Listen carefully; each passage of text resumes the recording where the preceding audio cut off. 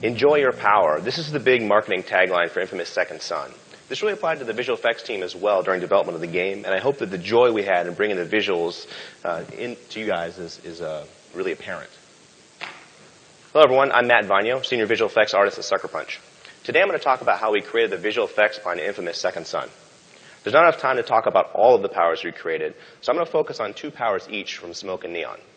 Then I'll talk about the creation of a new tool set and the pipeline for Infamous Second Son, along with the pros and cons from our new workflow and lessons learned attempting to make something new on the next generation of hardware. So let's get right to it, and we'll learn about how we created some of Delson's smoke powers. So for the smoke powers, what I'm going to cover is how we defined the visual language of the smoke powers, some of the game design behind the powers, and then I'll go over smoke dash and smoke vent travel, kind of show you how they went from concept to completion. This is an early concept for the smoke bolt power. So during pre-production, our engineers were creating the effects tool set, and the effects team itself, we were experimenting with third-party software to kind of get a sense for what we wanted out of our internal tool set. The concept team was hard at work during this period creating smoke power concepts for all the various proposed power designs. During this period, they had no idea of what our limitations would be, and that was a really good thing for us. You know, it's always important to have people whose only thought is the final product and not the constraints of the technology. These are some examples of what some ambient smoke emitters would look like for idle animations and things like that. This was created during the production of our Ultra Power, the orbital drop, and it influenced the visuals behind the final blast wave created as Delson lands. By this point in the concept phase, we really had narrowed the look so you can see the 3 common elements of our smoke power set, sort of the wispy smoke, the billowy smoke, and the ash and embers. When we were given the task of creating powers based on smoke, we ran into a few major hurdles. Our initial art direction was basically make it look like real smoke, or something you'd see in a pre-rendered cinematic. Smoke by itself doesn't feel terribly dangerous. You don't have a natural understanding of its weight and impact and force like you do a real object, say an arrow or a spear. Smoke can also be hard to see in low light conditions, which really can impact the player's understanding of what's going on. So analyzing real smoke reference resulted in a couple observations. Firstly, that turbulence and wind were going to be very important to the look we wanted out of our smoke visual effects. Secondly, lighting the particle system so that it sat correctly in the scene and didn't feel composited in was going to be both critical and challenging. We felt if we hit these pillars, the smoke would be believable within the Infamous universe, which opened up the ability for us to kind of stylize the effects. It was just more important for us that our effects feel believable within the universe than completely realistic. Early on in the project, like I said earlier, we spent time experimenting with third-party software like Max and Houdini to kind of help get a sense for what we want to do with our internal tools. This is a little quick Houdini render we did pretty early on. During this experimentation phase, we used a lot of turbulence and wind in our sims, and that kind of really influenced the direction we took with our real-time curl noise functions in Engine. This is something I showed to Sucker Punch engineer Bill Rockenbach, and he was kind of able to take this and use this as a guide for creating that real-time curl noise. After analyzing the reference, the concept art, and creating some initial VFX prototypes, we realized that to make the smoke feel dangerous, we would need to make smoke elements the contrail, you know, the leftover residue from a force. We knew the power had to be visible in a bunch of different times a day as well. So our decision was to make that force a storm of really hot, bright ashes. It was driven by a simple analogy I had one day early on in the smoke dev process where, you know, if somebody blows cigarette smoke in your face, it's just annoying, right? But if somebody puts out a cigarette on your face, that's really going to hurt. We knew we'd run into the problem of some players misidentifying this power set as fire, but it was really more important for us that the player could track and understand their abilities from a design perspective. One of the game design elements that really makes an Infamous game feel, well, like an Infamous game is the joy of traversal. Smoke Dash was the first power we prototyped that really felt like it met that bar in terms of joy. These are 4 different looks the concept team came up with, and I ended up taking various ideas from all of them for the final power effects. So with Smoke Dash, the core design concept was that the hero would dematerialize and pass through objects like chain link fences and path around objects like cars or short walls. In order to help dematerialize the hero, we had to create a transition effect that would cover up the removal and addition of the hero's mesh. To help with this, we spawned particles off a sort of low-res LOD version of the hero's mesh that we called particle mesh.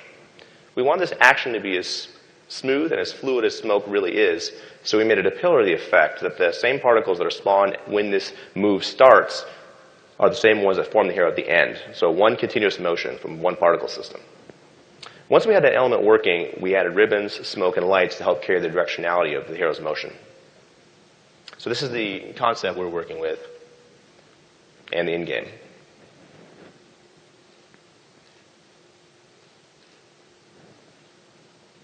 So breaking down the smoke dash effect, there are different components. There are ribbons, some soft smoke, ashen embers, and dynamic lights.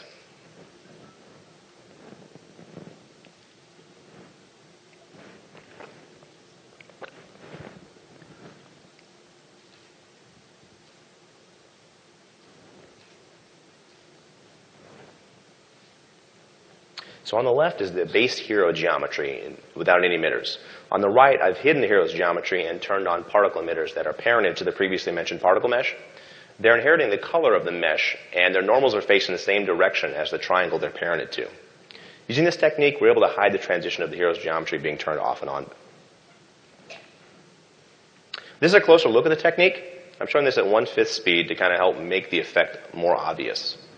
You can see here at the end, you can actually see the moment where his mesh pops back in and swaps right there. If you see it in real time, though, it's really not noticeable at all.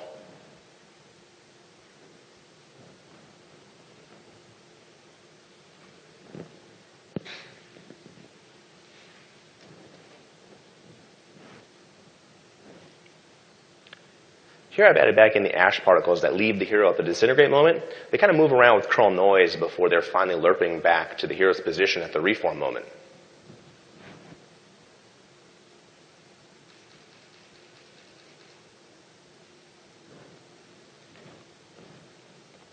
I've disabled the curl noise on this demo, which shows how the ash particles lerp between being on the particle mesh, being unlocked, sort of free in the world, and then back to the mesh. If you notice, the particles spawn near the head, they lerp back to the mesh position faster than the ones near the feet, and helps give it kind of a lurching, organic feel.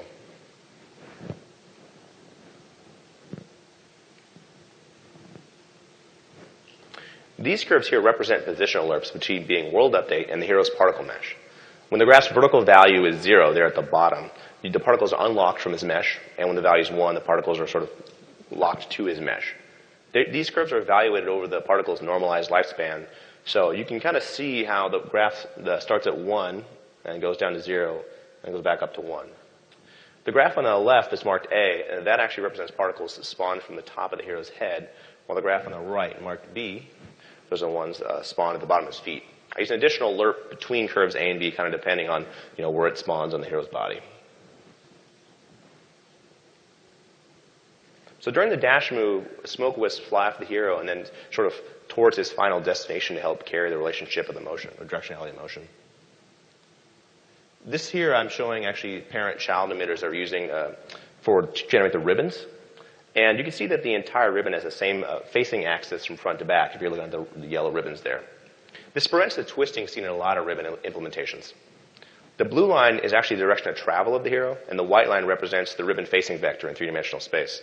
The ribbon facing vector is created by taking the vector between the parent and the direction of travel and crossing it against the camera's view direction.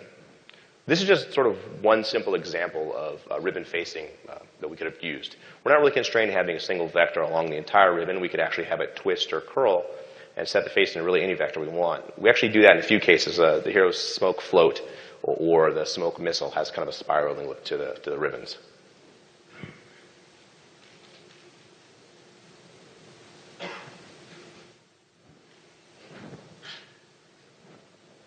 So this is the final smoke dash effects. You're able to dash while in midair, and you can also see how the player dashes through fences as well. I mean, it's just really fun, really smooth. That's another sort of pillar of smoke. Everything has to be smooth.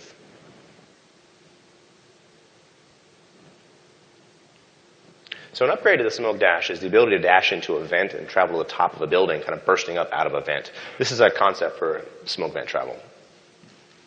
So the goals for this effect were to reuse the smoke dash dematerialize and to send the hero skyward with a pillar of spinning smoke wisps. The visual concept relied heavily on a smoke ribbon feel, so the bulk of the work was going to be in getting that part right. It was important for us that we capture the explosiveness at the beginning and the deceleration at the end to match the animation team's hard work. We also wanted the smoke to feel carried away in the wind as the hero was falling. So we ended up getting, I think, really close to the concept with this particular power.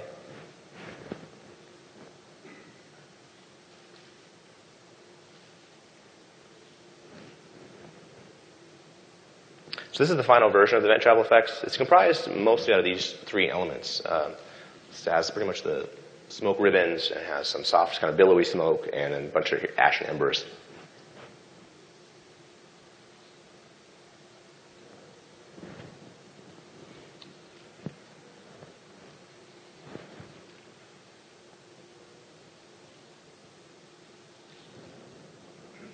So the first step in breaking down the shapes from the concept is to create the paths spiraling the hero. Because we're able to spawn particles from the position of other particles by specifying which particle emitter is the parent and which particle emitter is the child, it turned out to be relatively easy to generate this shape with our system. I used a similar technique to the smoke dash ribbons, combined with parent-child emitters for this. Here you can see the parent particles are actually moving upward in red, and they have the child ribbons attached. I've set up a radius that's lerped between two different values, and it's controlled by that keyframe you can see kind of in the lower left there. This basically creates the right profile that we want out of the column. Once I have the parents rotating over their lifetime, you can see that the basic shape of the concept is starting to take form now.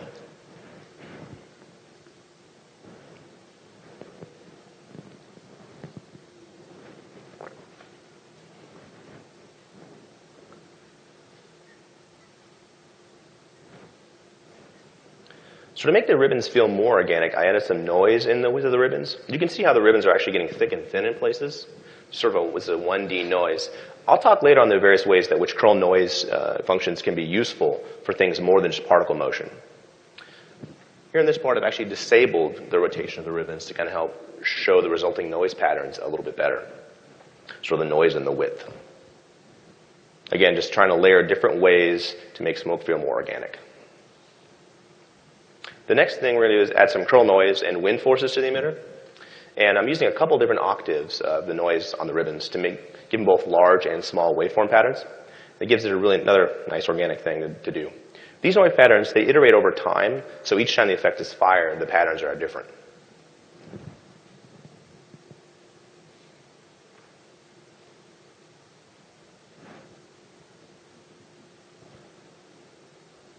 So this is a good time to talk about a simple way we get a lot of motion out of our billowy smoke emitters.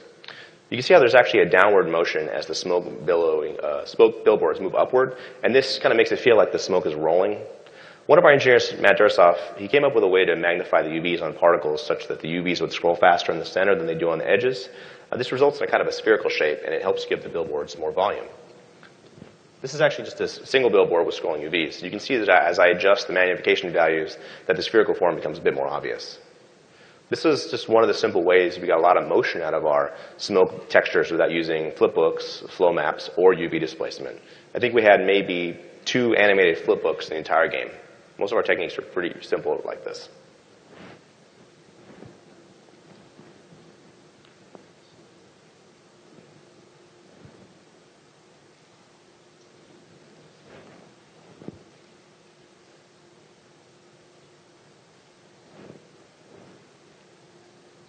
So here are the final vent travel effects. It's pretty useful for getting rooftops quickly. You're also able to smoke dash into the tops of vents and get kind of a kicker boost you'll see here in a second. It's super fun to just chain these around the city and see how many you can get in a row.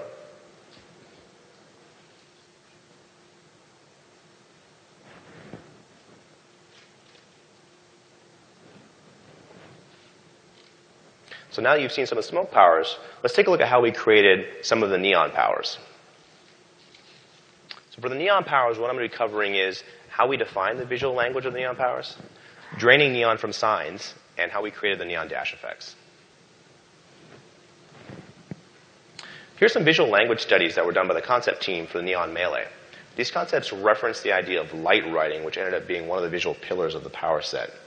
Light writing being the photography technique where people use kind of flashlights and long exposures to generate really long trails. This is some neon shockwave explosion concepts. At this point, you can see that we're still trying to find the kind of visual signature for the power. We're testing with both angular and flowing lines, or some line symmetry and just different color ideas. Just still trying to figure out what we're going to do here. So as you've seen, the art direction relied heavily on the concept of light writing complex lingering shapes. Everything had to cast light, and everything needed to have some sort of accent, volume in addition to light writing to give it the proper depth. This accent volume ended up being kind of a faint neon gas that's present in the background in pretty much all the neon powers. We just really wanted to think about neon as a plasma. At the same time, we knew we wanted to get flowing waveform patterns, which our curl noise came in really handy for. To get a different result than smoke, we ended up using much larger waveforms and less octaves of noise to kind of get a more flowing form. We also clamped the noise patterns, in many cases, to create a contained look to the neon.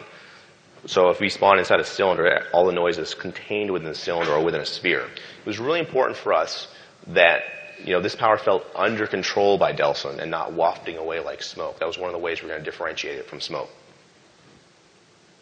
During Neon Power's development, we had a lot more back and forth discussions with the concept team than we did during Smoke Look Dev. A lot of the Smoke power concepts came in pre-production before we had any tools to work with. So once we had the visual language defined for Neon, however, we altered our workflow with the concept artists to have them provide more generalized form studies rather than detailed illustrations. So these are some form studies for the Neon float. If you look closely between those concepts in the final game, there's inspiration from a few of those different concepts present.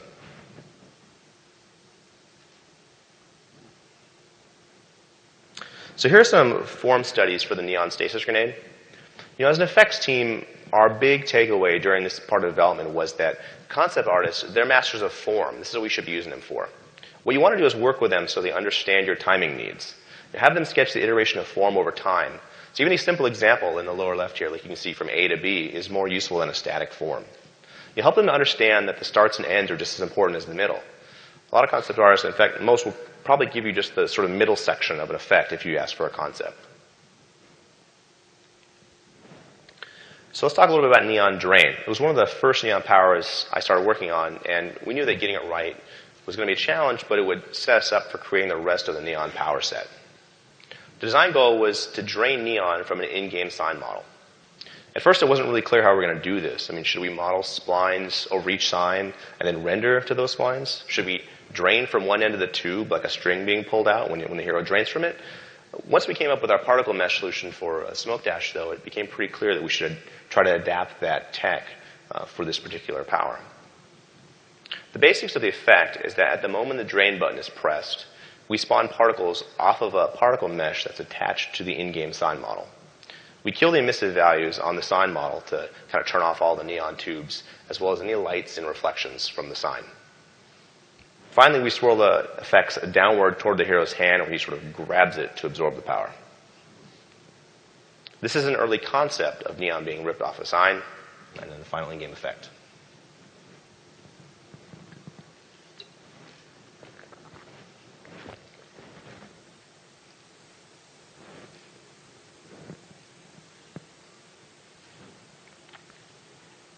So here's another example of how a rough concept can go a long way to the final product. This set of roughs was done by a Second Son art director, Horia Dochiu, and the result is pretty close to this rough set of ideas. I like to joke with him that I really captured that Saturday Night Fever thing he's got going on, that last frame over there. So this is the full version of Neon Drain. I'm actually adding back different elements here, kind of breaking it down. There's the wispy energy and some neon bits, some plasma gas, and some dynamic lights.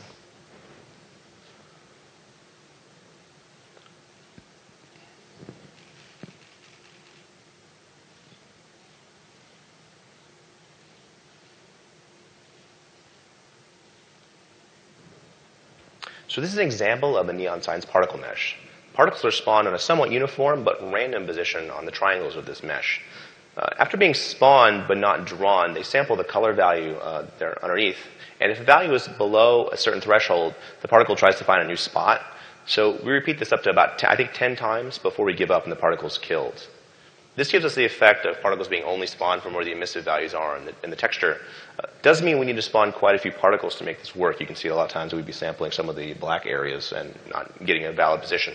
But thankfully on the PS4 we can spawn tens of thousands of particles, so it wasn't too bad. So here you can see the color inheritance the particles have for the emissive shader a bit more clearly. You can see how the red particles come from the red parts of the sign and the blue from the blue part and so forth. I've trimmed the particle system down to kind of some simple shaded billboards to help show the motion as well.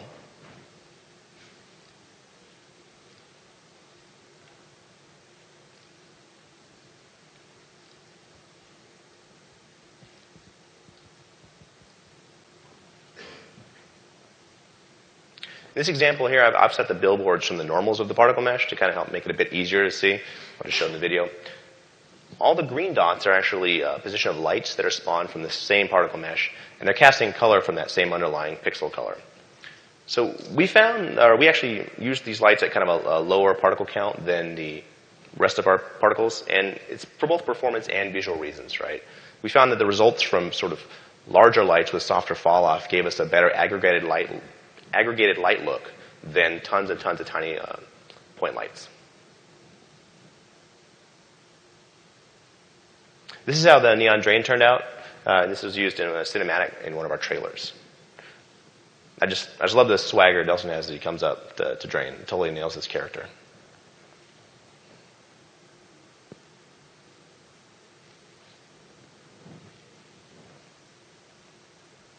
Neon Dash was another key power for us, not only because traversal powers are important in the inFAMOUS universe, but because they were a test of how we could turn the hero into a light writing element.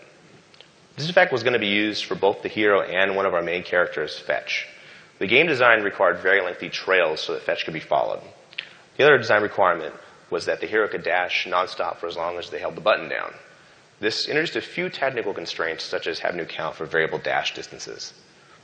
One thing this meant is that we couldn't use some of the same techniques we used for Smoke Dash, where the hero is reformed by the same particles that left him during the launch, because we didn't know the dash time beforehand. This is an early concept for Neon Dash. From an art direction standpoint, we needed to have the hero's form strobe as well as leave lingering neon trails. We also wanted to make sure that the effect had some sort of lingering element after he came out of the dash. We weren't really sure what that was going to be at the start, but we ended up using a technique to crawl energy over the surface of his mesh as he leaves the dash. I'll talk about that technique in a later slide. This is another concept and how it turned out in-game.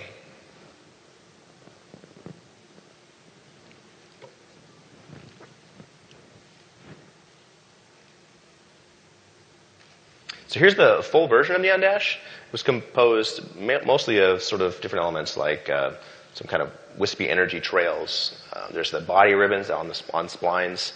There's neon bits, plasma gas, and some lights.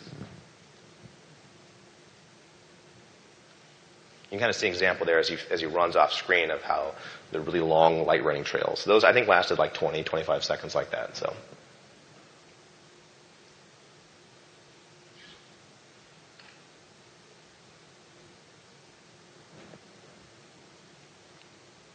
So here I've isolated the ribbons that create the form of the Neon Dash here. You can kind of see in strobe as I run around. These colored lines here represent different spline positions that we created by feeding in a list of joints on the hero. There's a spline for each leg and one for the torso and also one for the head. In a lot of cases we used rotation functions around some of these splines to kind of help create the torso shape, create a little volume shape.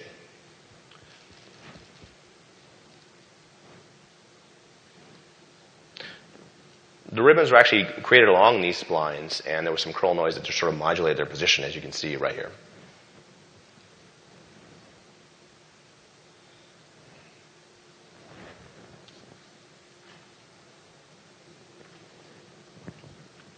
So an element that we used on quite a few of the neon powers was this lingering energy on meshes. Now, intersection tests against the depth buffer are not exactly new, but our engineer, Matt Durasoff, thought, why not expose this to the particle systems? This is another little thing we can play with. These billboards are screen-facing, so the pattern alters as you move around, but we could specify facing on billboards, so we could have created a more consistent pattern if we wanted. You're going to see here I'm adjusting some of the different knobs, like the depth of the test and kind of the glow amount.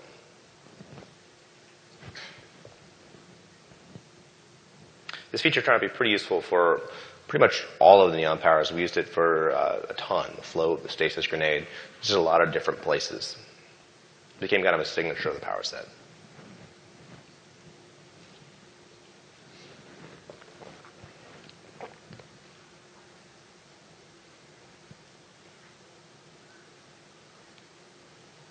So here's the final version of the Neon Dash. It's just a lot of fun dashing around the monorail tracks, just dashing anywhere.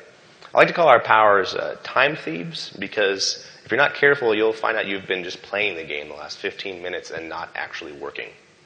It can be a problem.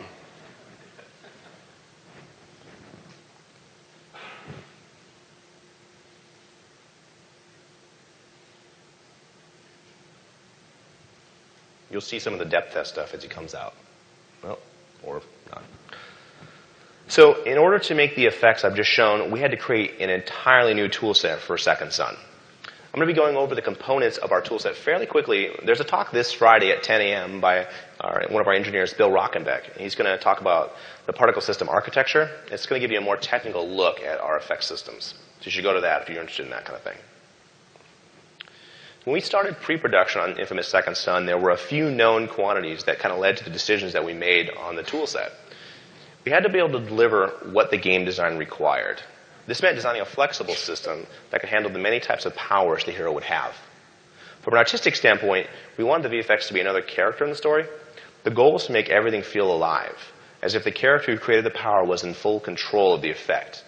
This is a really important goal for us because the fiction behind conduits and superpowers is pretty clear that the conduit is manipulating the power. They're not merely summoning it. In terms of production, what the effects team wanted was faster editing.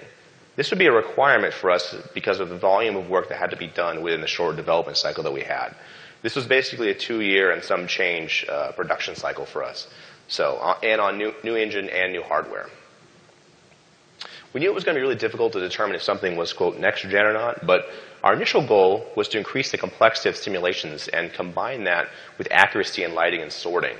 We felt like doing these two things really well would be at least a good start. Based on those challenges, we made some early decisions on what kind of tools, rendering techniques, and processes that we would need. Knowing that we're designing a game with multiple power sets meant that we had to create a very flexible and powerful system. This meant rethinking the way we traditionally think about particles simulation. For example, in most particle editing environments, particles are basically fire and forget. At any point in their lifetime, their position is based on parameters that are only set at emit time, things like velocity and gravity. The Second Son VFX toolset allows you to directly set particle positions at any point during their lifetime or by using externally driven user parameters. An expression-driven system was definitely the right choice for the design challenges that we faced. Deciding to improve the shading and allow real-time editing and run the particles in the GPU were also key decisions that we made early on during development. So this is the basic layout of our particle editor. The outliner on the left is the container for all the particle systems and all of its emitters. The property editor contains all the various fields that we can edit with our expressions, and most of these property fields can have graph data as a value. So an example of this is shown on the right with a sort of keyframe editor.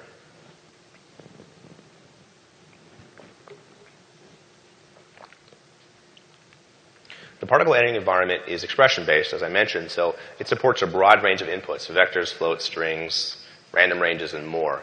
We compile static values into constants using the PSSL, which is a PlayStation shader language, and Bill Rockenbeck's going to talk more about that.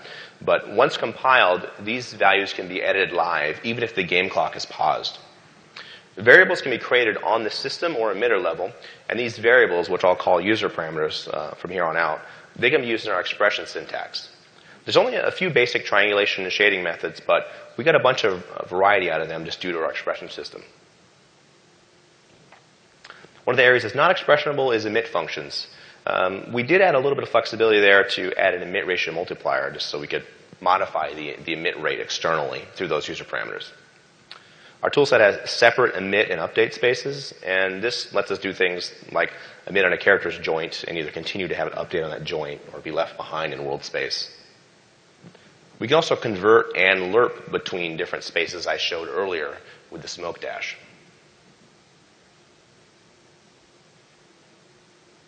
This is an example of editing a particle system in our tool set. So here I'm just editing a curve that is multiplied against the particle scale of the smoke. Notice that I'm still able to make changes to these values even though the game clock's paused. I'm also able to change the constant values, as I mentioned earlier, in expressions in real time as well. You can see I'm just changing a multiplier on the billboard size. Now all constants can be changed, alpha, brightness, pretty much anything. Random ranges are only evaluated at emit time, and because we're not able to change them at real time, I typically kind of multiply on a constant value against a random range so I can tweak things live. You can kind of see an example of that after this is done. When I go back to editing the static value, you kind of see there's a random range kind of in brackets that's multiplied against a static or a constant. Right here.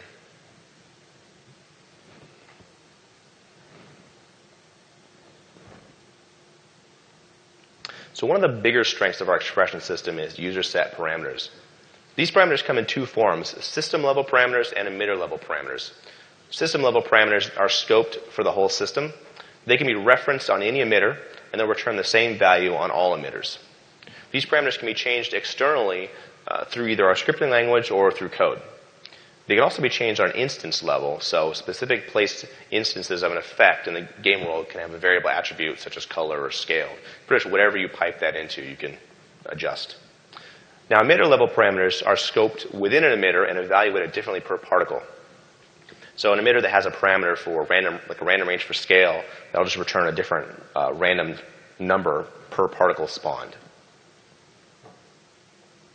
Our keyframe editor has proven to be tremendously powerful, more than I thought at the outset. And a huge part of this is that the power is that we can input and evaluate any other expression against the x-axis of the keyframe. So here's a simple curve used on particle alpha. I've set the input expression at the bottom here, just to be L. So here's that here. And this is basically a shorthand way of us saying age divided by lifetime, which is just going to return a value between 0 and 1 over the particle's lifetime. So being able to map input expressions into keyframes it allows us to do things like lerp the color of particles by their position. I've created a variable here called emit pause, and this creates a box that's 500 centimeters tall by 50 centimeters wide and deep. I've then created a keyframe with the input expression set to the z value of the emit pause variable. You can see there emit pause.z. I'm just swizzling out the z component of that vector. I've added a couple points to the keyframe, one at 0 and one at 500. I've set the output value at 0 to be 0 and the output value at 500 to be 1. All this does really is return values of 0 to 1 over the height of the emitter, which then I've referenced in a simple color alert function. It's just one little basic way you can use the variable input expression. This is kind of a more complex example of using keyframes. I'm using a keyframe here to adjust the rotational speed of particles on a disk. So if I use the radius of the disk as an input variable, the output is controlled by the keyframe that you can see there at the bottom. These values are then multiplied into the rotation rate. They make the particles move faster or slower based on the radius. Here I'm using the same keyframe to control a color lerp to make the results a bit more obvious.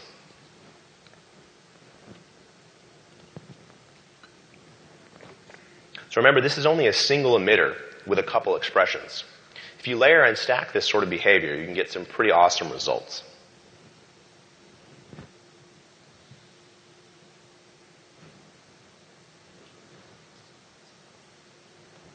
So now you've seen a bit of our editing environment. I'm going to talk a little bit about the shading and lighting of our particle systems. We spent a bit of effort on this as well. So with inFAMOUS Second Son, one of our overarching goals was to make particles fit seamlessly into the environment. This was sort of a mantra for us. We felt pretty strongly that particles should really feel like they reside in the scene, and that particles had incorrect lighting and shading. They always felt composited in. We didn't want to have anything feel composited in. So we broke the problems down into sort of the following components that we felt like we would need to have. We needed them to cast shadows, particles I should say, cast shadows, receive shadows, cast lights, take bounced ambient, receive directional sunlight, blend correctly with haze, and use the same HDR particle rendering that the environment was using. So with shadows, we felt that they needed to cast shadows to help feel kind of grounded to the environment. And our engineers were able to create a particle shadow buffer and use kind of simple blobs per particle. And those added up to the whole shadow shape. This is some of the features here, but I'm going to show a demo of them in the next slide. Here is a particle system that is casting shadows, and it's having its shadow strength kind of turned up and down. We're able to tune the shadow strength appropriately based on how much the material should occlude light. It's kind of just an artistic adjustment. So, for example, we could turn down the shadow strength for water vapor or kind of turn it up for opaque smoke cloud. Just another handy thing to be able to do.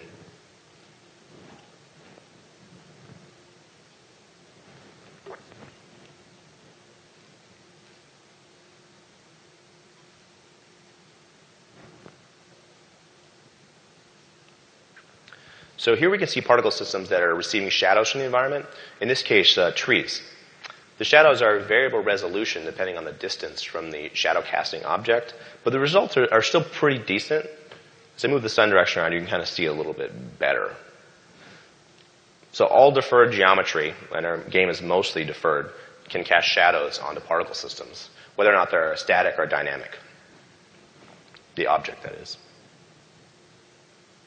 So a character flying through space will cast shadows onto these particle systems.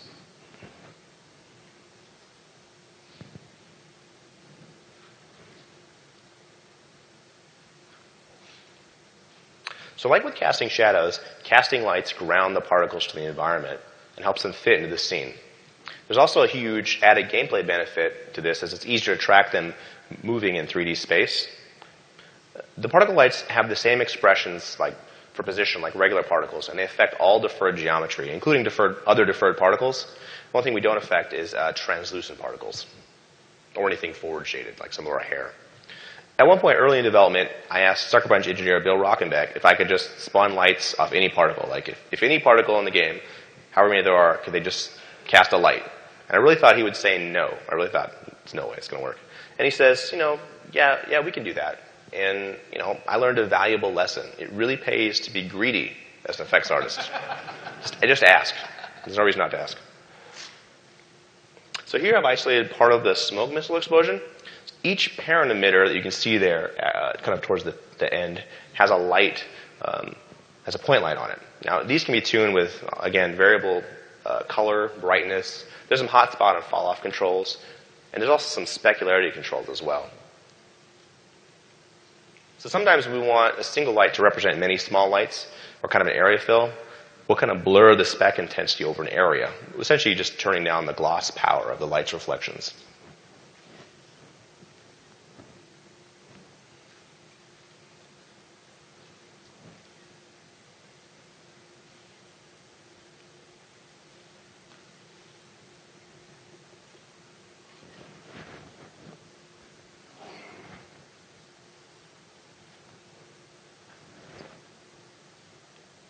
So another element we felt really strongly about was getting good approximation of bounced and local lighting on our particle systems. So early on in pre-production, our lighting team and graphics engineers had built a system to use spherical harmonics, SH probes, to help with general environmental lighting. I'm not going to go into specific details about how SH probes work, since there's already a lot of information out there already. But if you haven't heard of them, the basics is that their probes are placed in the environment, and they capture the surrounding light information. This light information is actually baked, kind of like a light map or an environment map, and it can be used in a variety of ways. Mostly this technique is used to capture bounced lighting for environments, so lighting that's bouncing off a floor to hit a wall. In any case, since the probe data was already being baked and used in our environment, our engineers were kind of able to use that data on our particle systems. This is an example of the SH probe system at work, lighting our particles. So as I move the particle system from area to area, the color from the local lighting is inherited by the emitter. This provides another huge level of realism as the particle system kind of helps sit in the world correctly. You can see that a probe must be placed really close to the green sign right here because we're getting a lot of inheritance. The accuracy of this system is pretty dependent on the density of the probes. I think for inFAMOUS Second Son, our probe density was around 1 every 3 to 5 meters.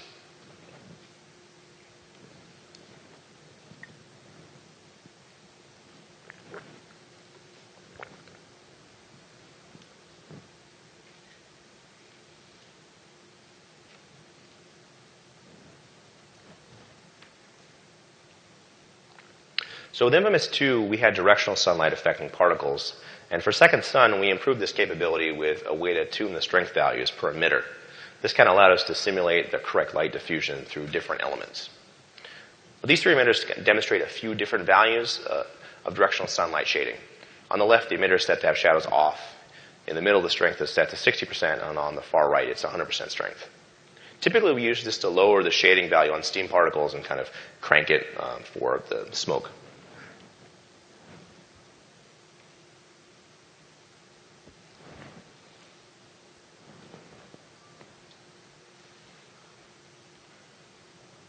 So because inFAMOUS Second Son uses physically based rendering and HDR, this meant a drastic shift in the way we control the emissive properties and lighting of particle systems. So anyone who's worked with HDR and physically based rendering has probably already figured out that it's difficult to work with relative to last gen as it relates to particle effects. We found that rendering accurate exposure values for particle systems was not the way to go, and it's for a few main reasons. Firstly, it's confusing in communicating the game design. When powers feel dangerous in one time of day, but not another, that really detracts from the player's experience.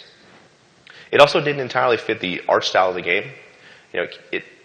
Basically, it's a great starting point for environments, but it didn't really work for powers. We wanted them to be much more stylized. Thirdly, it's not what players expect. Players kind of expect Hollywood realism from a game like action game like Second Son. So when your powers impact enemies, it needs to be bright and over the top. So this is an example of the neon bolt without exposure adjustments in different times of day.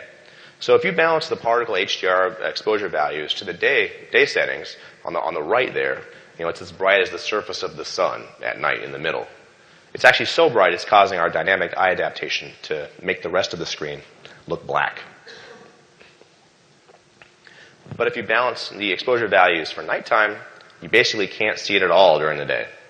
This is a pretty big design issue if you can't see your powers or when enemies shoot at you. We chose to go with a simple exposure offset on the emitters. It just only affects the visual effects shaders, but it's tunable per time of day, and it solves the problem for the most part for us. It wasn't perfect, but it ended up getting the job done. It meant going back through and tuning by hand when time of days changed, but it was worth it to keep things mostly consistent. For our next project, we're going to look at ways to automate this and improve this process. For Second Son, we used quite a bit of real-time curl noise, and I thought it would be useful to kind of discuss some of the different ways we used it beyond just particle accelerations. Our noise solution consists of a couple different expressions. One returns a float, and the other returns a vector. Basically, these functions contain sort of an input position to evaluate against, a frequency of waveform, sort of how tight the waveform is, and then a strength of waveform, and an iteration time that controls how frequently to iterate and change the waveform pattern. So many real-time curl noise demos seen so far, they use undamped accelerations. Like if you just kind of go out there and look at what a lot of people are doing, these particles are kind of gaining energy instead of slowing down due to air resistance. During the production of Second Son, I found that damping particles to slow them down and sort of lower an acceleration over time kind of led to a lot more believable results. It's just something we tried to do. I think that it's kind of all in context, right? If we were doing a game that had a lot of actual magic power effects, undamped curl would totally be appropriate.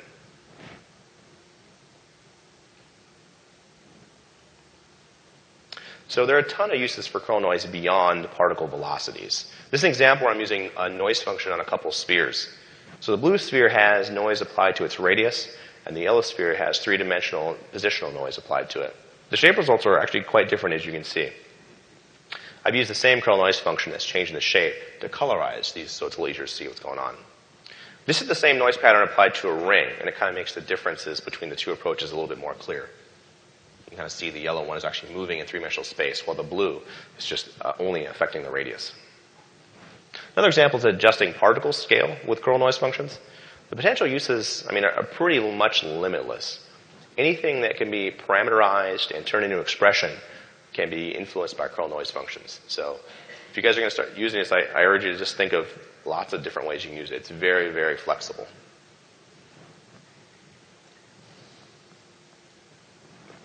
Particularly if you need to make amoeba.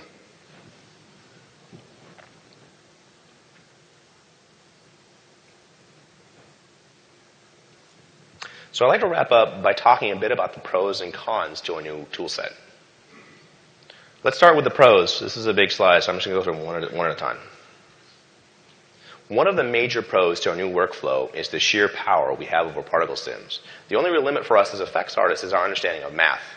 And I've had to learn a lot more math than I knew existed during this project, and it's something that my high school math teachers would find truly hilarious, considering I was a straight D student. So, a benefit to having expression-based systems means that engineers just kind of intuitively understand it, right? It means that they can make more contributions to the final assets. And we're also speaking the same language now. So that's been really beneficial just from a working relationship with engineers.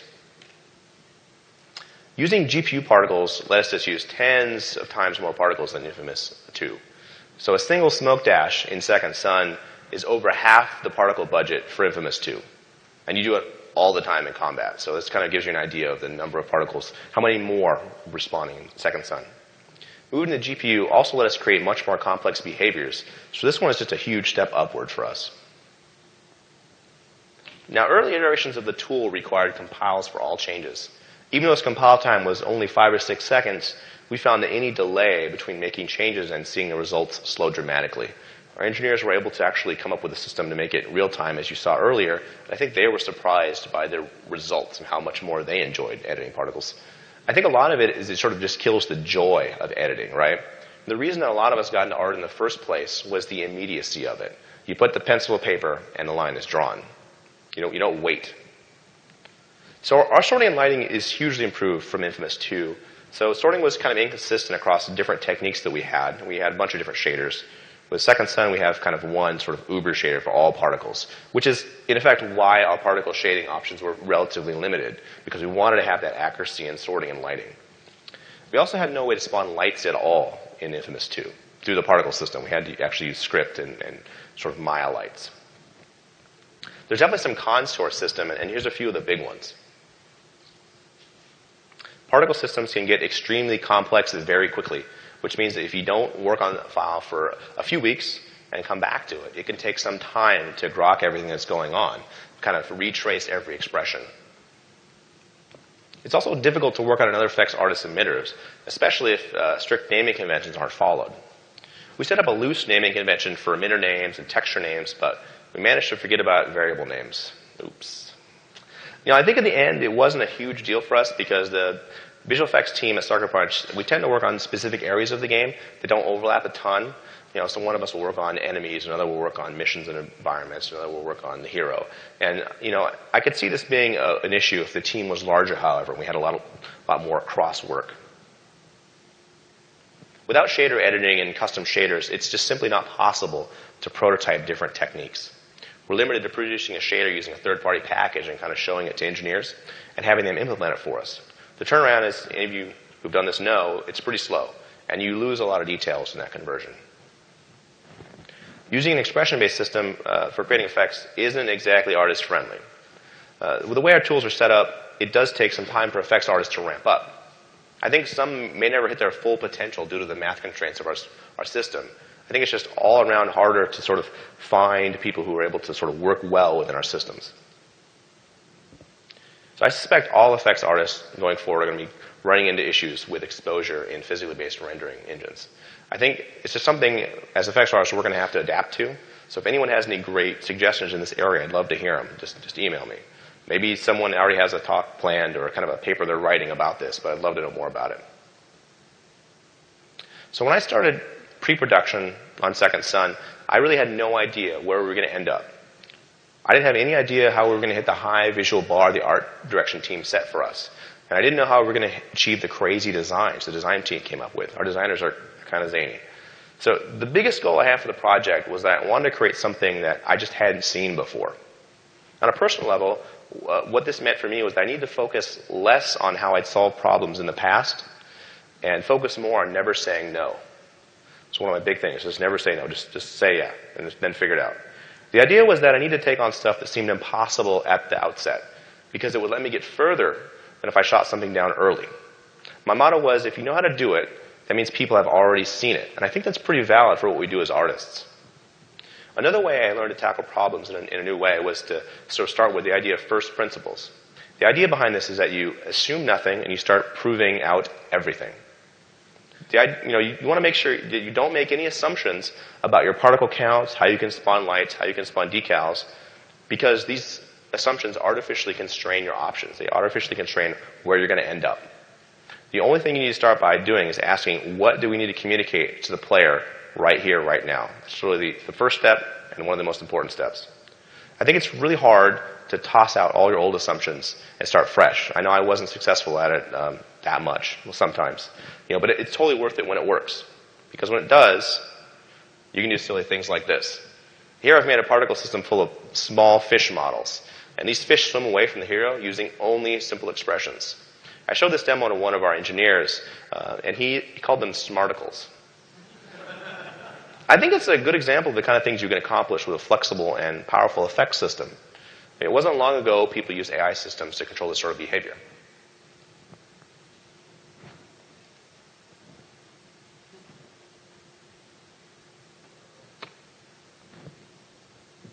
And lack of audio again.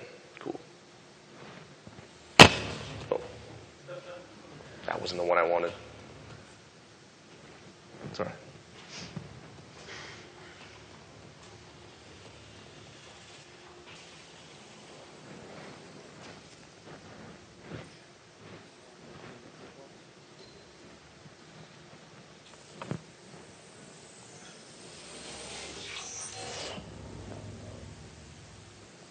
So any questions, just email me. If you're interested in finding out more about the crazy people I mentioned at Sucker Punch, just visit our website or email one of our administrators, Sonia Jackson. We're always looking for people to come hang out with us, come visit us. We love visitors. Don't forget to see the partner talk to this one by Bill Rockenbeck at Friday at 10 a.m. Bill's going to go into greater detail, as I said, about the engine side of the particle system. So you'll want to see that if you're interested in the technological side. Thanks for coming, everyone, and I will have a little bit of time in the wrap-up room, which I believe is next door after this.